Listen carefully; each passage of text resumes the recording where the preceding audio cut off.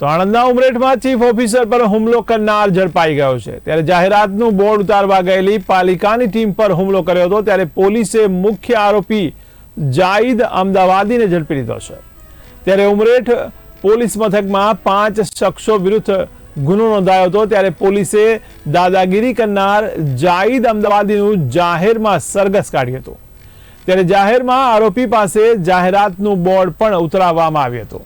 તો મહત્વના સમાચાર કહી શકાય આણંદથી। ત્યારે આણંદના ઉમરેઠમાં નગરપાલિકાની ટીમ પર હુમલો કરવાનો મામલો, જેમાં જાહેરાતનું બોર્ડ ઉતારવા ગયેલી પાલિકાની ટીમ પર હુમલો કરવામાં આવ્યો હતો।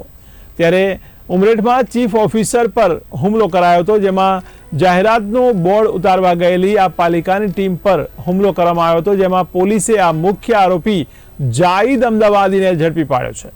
ત્યારે ઉમરેઠ પોલીસ મથકમાં 5 શખ્સો વિરુદ્ધ ગુનો નોંધવામાં આવ્યો હતો। ત્યારે પોલીસે દાદાગીરી કરનાર આ જાહિદ અમદાવાદીનું જાહેરમાં જ સરઘસ કાઢ્યું હતું।